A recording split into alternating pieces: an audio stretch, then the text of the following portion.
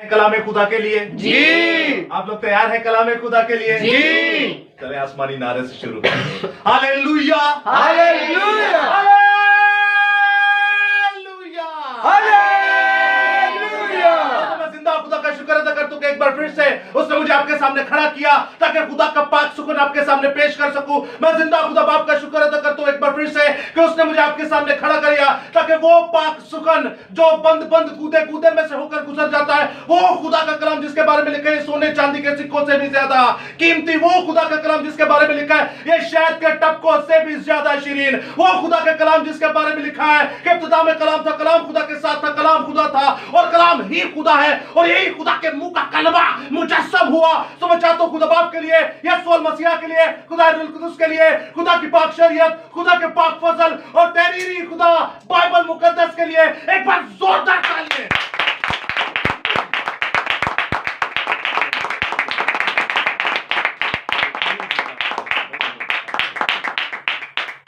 खुदा आप सबको बड़ी बरकत दे और अपने जाओ जलाल के लिए बाकसरत बाबरकत इस्तेमाल करता रहे पूरी दुनिया में। और अजीजों, आज का टॉपिक आप सभी जानते हैं, बाखूबी, निहायत ही जबरदस्त, निहायत ही मुफीद, निहायत ही फ्रूटफुल और निहायत ही ब्लेसफुल।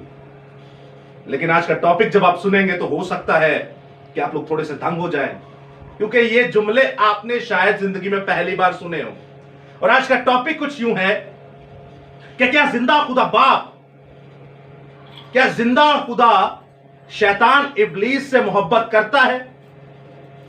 एक बार फिर से मैं आपको बताता चलूं, क्या शैतान इब्लीस से जिंदा खुदा बाप जिसने पूरी कायनात को बनाया, जो आपका और मेरा बाप है, क्या वो शैतान इब्लीस से मोहब्बत करता है? जी। तो अजीजों, ये जुमला किस किस ने पहली बार सुना है? हाथ खड़ा करके जवाब दे सकते हैं। अच्छा, पहली बार आपने सुना, जबरदस्त, ये बड़ी खूबसूरत बात है।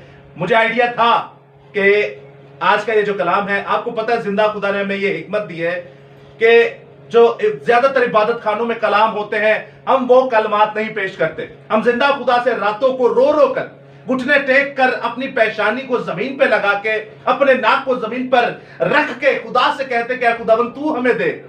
और आज की ये रोज की रोटी एक बार फिर से आपके सामने, जो कि बिल्कुल अनोखी है, जो कि ये तालीम आपने अपनी कभी जिंदगी में ना कभी सुनी तो दूर तस्वुर भी नहीं की होगी कि क्या खुदा शैतान इब्लीस जैसी चीज से मोहब्बत करता है।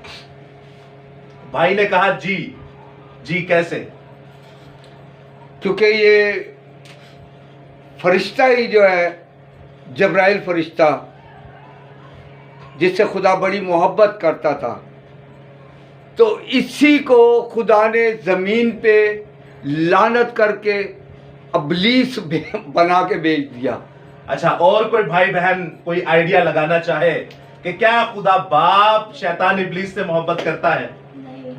नहीं। जबरदस्त, कैसे नहीं? क्योंकि जितना नहीं खुदा ने यीशु मसीह को कबूल किया, खुदावन ने उनके लिए जान दी, शैतान खुदावन को कबूल नहीं करता। वाह, जबरदस्त। और कोई भाई? और कोई? अच्छा, हाँ या ना जी, चलो जवाब दे दो। वजाहत नहीं पूछूंगा आपसे, डिटेल नहीं पूछूंगा। करता है या नहीं करता? करता है। नहीं करता। करता है कि वो खुदा नहीं हो, शैतान ने खुदा अच्छा, चले, और कोई करता है कि नहीं? अजीजों, याद रखिएगा, आज के हम कलाम खुदा की तरफ बढ़ते हैं। अच्छा, ये प्रोसेस जो होता है सवाल जवाब का, ये बाइबल मुकद्दस कलाम जब हम पेश करते हैं तो कलाम के शुरू और आखिर से मिड में होता है। लेकिन आज खुदा की कुदरत है, खुदा ने कलाम शुरू करने से पहले ही ये हमारे ऊपर नाजिल कर दिया और हमें दो फौजें भी नजर आ रही है लड़ते हुए। और ये आपको याद रखूं, मैं आपको मैं बताता चलूं, मसीह यही चाहता है, खुदा यही चाहता है, खुदा यही चाहता है कि आप एक दूसरे से बात करें इस मसीहत पे। मैं आपको एक बात बताता हूं, अक्सर हम लोग बाहर जब बैठते थे तो ये 24 की नाइट, वैसे कोई भी रात हो, हम पूरी पूरी रात बाहर गुजार देते थे। फिर जब बैचलर लाइफ में थे तो फोन पे पूरी पूरी रात गुजार देते थे। तो खुदा ये चाहता है कि जो तुम, ये बाइबल में लिखा है, वक्त को गनीमत जानो क्योंकि दिन बुरे हैं, तो इस वक्त को आप यूज कीजिए बिब्लिकल बातचीत के अंदर, बिब्लिकल गैदरिंग के अंदर, बिब्लिकल रफाकत के अंदर। और ये बहुत खूबसूरत बात है और मुझे आज देख के बड़ा खुशी भी हुई, बड़ी दिल को शादमानी हुई कि हाँ, हमारे मसीहों में भी आज ऐसे लोग हैं जिस पर बात करते हैं। और ये अच्छी बात है, करनी भी चाहिए। करता भी है और नहीं भी करता। करता, सिस्टर ने जो जवाब दिया, याद रखिएगा इस सारे कलाम का जो कंक्लूजन है एंड का, सिस्टर ने पहले ही बता दिया। तो मैं चाहता हूं सिस्टर के लिए एक बार जोरदार ताली। और अब आ जाते हैं सर पे। सर ने सारा कुछ सही बताया, लेकिन बीच में जब्राइल फरिश्ते को ले आए, तो ये बड़ी ब्लंडर था, ये मिस्टेक नहीं थी बल्कि ब्लंडर था। तो ये हमें कहीं और भी लेके जा सकता है। तो सीखेंगे, देखेंगे आज, क्योंकि थोड़ा अटपटा सा टॉपिक था। ऐसा अटपटे का मतलब कि आपने शायद जिंदगी में पहली बार सुना हो, लेकिन आप लोगों ने जो जवाब दिए तो मेरे दिल को बड़ी खुशी हुई कि हाँ, दलेर लोग हैं, इसमें बात करना चाहते हैं। सो आइए दोस्तों, हम देखते हैं आज की आयत मुकद्दसा, जो कि हमारी मरकजी आयत है। सुल्तानुल आरिफीन, मोहब्बत के रसूल, मुकद्दस यूहन्ना आरिफ की मुआरफत लिखी गई यीशु मसीह की इंजील, उसका 3रा बाब और उसकी 16वीं आयत। यूहन्ना की इंजील, उसका 3रा बाब, उसकी 16वीं आयत। और मैं ईमान रखता हूं कि बहुतेरे मसीही बहन भाइयों को जो सोशल मीडिया या मेन स्ट्रीम मीडिया पर देख रहे हैं, उनको यह जुबानी याद होगी, क्योंकि ये कायनात की सबसे ज्यादा पढ़ी जाने वाली, लिखी जाने वाली, सुनी जाने वाली, सुनाई जाने वाली और दुनिया में सबसे ज्यादा फैलाई जाने वाली, और इसी आयत के ऊपर दुनिया में सबसे ज्यादा कलाम होता है। सिस्टर मिशेल ने हाथ उठाया कि जी मुझे जुबानी याद है, तो मैं इनसे कहूंगा कि ये एक बार हमें ये आयत सुना दे, ताकि हम भी खुशनुद हो और बरकत पाएं। जी। क्योंकि खुदा ने दुनिया से ऐसी मोहब्बत रखी कि उसने अपना इकलौता बेटा बख्शा, ताकि जो कोई उस पर ईमान लाए हलाक न हो बल्कि हमेशा की जिंदगी पाए। सिस्टर के लिए एक बार जोरदार ताली। ये जिंदा खुदा के लोग हैं। अच्छा, मैंने उन पढ़ने की लोड़ नहीं। आप लोगों ने देख लिया, क्योंकि खुदा ने दुनिया से ऐसी मोहब्बत की रखी कि उसने अपना इकलौता बेटा बख्श दिया, ताकि जो कोई इस पर ईमान लाए हलाक ना हो बल्कि हमेशा की जिंदगी पाए। अब यहां पर एक लफ्ज इस्तेमाल हुआ है, दुनिया से। दुनिया से यहां पे आपका या मेरा लिखा हुआ है, लिखा हुआ है कि नहीं? आप और मैं दुनिया में नहीं आते, आते हैं कि नहीं? आते। नाम तो हाँ, नाम नहीं लिखा हो, होने के कदर डाल है हो। तो ये है खुदा का जिंदा कलाम कि खुदा ने दुनिया से ऐसी मोहब्बत रखी, दुनिया से ऐसी मोहब्बत रखी। आज जब इस कलाम को जब सुनेंगे तो आप, मैंने आपसे पहले ही कहा कि आप हो सकता है ऐसी बातें सुने जो आपने कायनात में कभी सोची भी ना हो। सुनना या परखना तो दूर की बात है, कभी तसव्वुर भी ना की हो। और हो सकता है हम पैदाइश की किताब से थोड़ा बाहर जाएं। पैदाइश की किताब से बाहर जाने का मतलब क्या है? पैदाइश की किताब से जब बाहर चले जाएंगे तो क्या होगा भाई? पैदाइश की किताब में पहले बाब में जमीन बनी, आसमान बना, तमाम हशरात नबातात बने। लेकिन जब उससे भी बाहर चले जाएंगे तो इसका मतलब है आपके पास जो मैं टॉपिक लाने लगा हूं उसका जमीन से कोई लेना देना ही नहीं है। उसका जमीन से कोई लेना देना ही नहीं है। तो उसका किससे लेना देना है? उसका किस चीज से लेना देना? उसका आसमान से लेना देना है। उसका किससे लेना देना है? आसमान, बल्कि अर्श मुअल्ला से लेना देना है। जो 3रा आसमान, जहां पर जिंदा खुदा विराजमान होता है, जहां जिंदा खुदा अपना तख्त लगाता है। तो खुदा फरमाता है कि मैंने दुनिया से ऐसी मोहब्बत रखी, दुनिया में सब कुछ आ जाता है।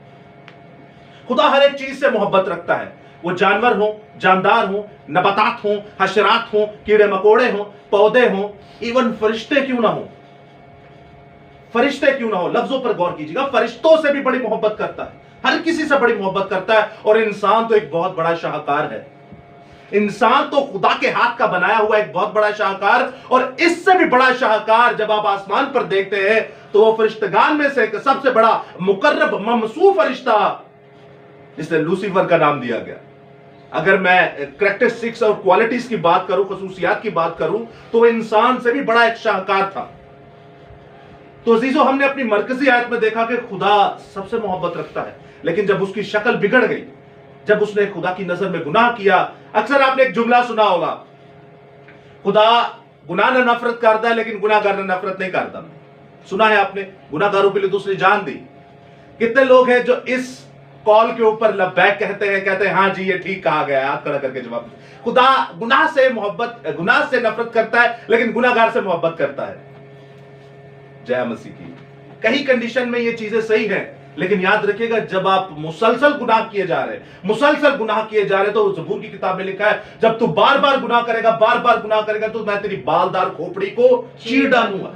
बाइबल मुकद्दस में लिखा है जब तुम बार बार गुनाह करते हो, बार बार गुनाह करते हो, तो तुम मेरे खून को नापाक करते हो, तुम इस पाक कुर्बानी को नापाक करते हो। इब्रानियों के खत में बाइबल मुकद्दस में लिखा है जब तुम बार बार गुनाह करते हो तो तुम उस कुत्ते की मानिद हो जो अपनी कै को दोबारा चाटता है, उस सुअर की मानिद हो जिसे नहला धुलाकर पाक किया जाता है, लेकिन फिर जाकर उसी घर में बैठते हैं। तो याद रखिएगा, बाइबल मुकद्दस उस वक्त ये कहती है कि मैं गुनाह से भी नफरत करता हूं और गुनाहगार से भी नफरत करता हूं, क्योंकि दोज़ख बनी गुनाहगारों के लिए है। तो अजीजों, जब हम मुतालिया कर रहे हैं फरिश्तगान का और खासकर खुदा का और शैतान का, और खुदा और शैतान की जब हम बात करते तो इनकी शुरुआत जमीन से इनका कोई लेना देना नहीं, इनका लेना देना था आसमान से। इनका लेना देना कहां था? आसमान पे। आसमान पे एक बहुत बड़ी किंगडम थी, बहुत बड़ी बादशाहत थी। जिंदा खुदा, बादशाह का मतलब क्या है? एक होता है बादशाह और दूसरी होती है उसकी रियाया, जिसमें वजीर होते हैं, मुशीर होते हैं, जंगजू भी होते हैं, आम लोग भी होते हैं, हर किस्म के लोग होते हैं। खुदा ने जितनी तमसीलें दी अपने आप पे, वो सारी जमीनें थी। मिसाल के तौर पे वो अपने आप को कुम्हार कहता है, कुम्हार जो बर्तन बनाता है। मिसाल के तौर पे अपने आप को कारपेंटर कहता है, कारपेंटर जो लकड़ी का काम करता है। यीशु मसीह वो काम करते हैं। मिसाल के तौर पे वो मछेरे की बात करता है कि अभी तो तू माहीगीर है, जाल डालता है, मछलियों को पड़ेगा, लेकिन मैं तुझे आदमगीर बनाऊंगा। मछेरे की बात करता है। मिसाल के तौर पे वो कहता है बीज बोने वाला बीज बोने निकला। तो किसान, आप देखते हैं एक जिंदा खुदा अपने लोगों को ये शर्फ बख्शता है कि वो बीज डाले और वहां से फल उगे और हम शेर हों। मिसाल के तौर पे वो कहता है कि मैं इस कायनात का सबसे बड़ा टेलर, पहला टेलर, यानी कि वो बाप आदम और इब्राहिम, बाप आदम और अम्मा हवा के लिए क्या बनाता है? कपड़े बनाता है, चमड़े के कुर्ते बनाता है। मिसाल के तौर पे वो सबसे पहला तबीब है जो अब्बा आदम को गहरी नींद सुलाता है और उसकी पसली में उसका एक ऑपरेशन करता है और उस पसली से एक इंसान को और बनाता है। मिसाल के तौर पे जिंदा खुदा फरमाता है कि भेड़ों का अच्छा चरवाहा मैं हूं। चरवाहे दा काम भी वो कहता कि मैं ही हूं। हमको वो इस तरह समझाता है। ये बाइबल मुकद्दस, कई लोग कहते हैं मैं पढ़ता हूं मुझे समझ नहीं आती। ये कायनात का सबसे आसान इल्म है, दुनिया में इससे आसान इल्म कोई नहीं है। लेकिन मसला ये, जब आप इसको इसके टीचर के मुताबिक सीखेंगे। इसका टीचर कौन है? इसका लिखने वाला।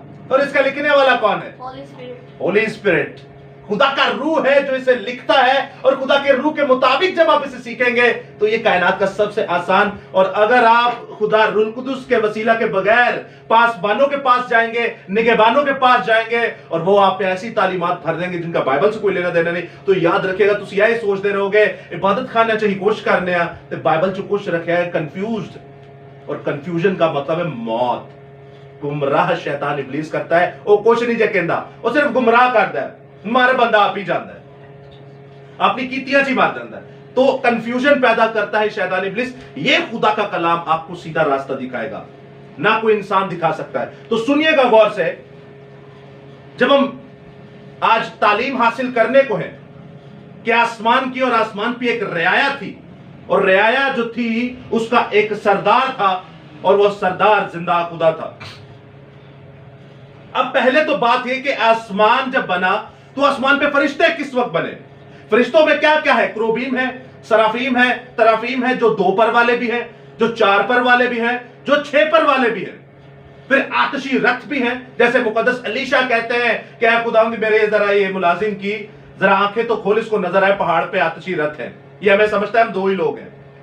आतशी रथ भी हैं। फिर जंगजू रथ है, जो एक फरिश्ता असूरियों की फौज को 1,85,000 लोगों को कत्ल करता है। एक फरिश्ता, कितने फरिश्ते? एक फरिश्ता 1,85,000 लोगों को मारने की कुदरत रखता है। इसी तरह बढ़ते जाते हैं कि अलग अलग कैटेगरीज हैं फरिश्तों के अंदर।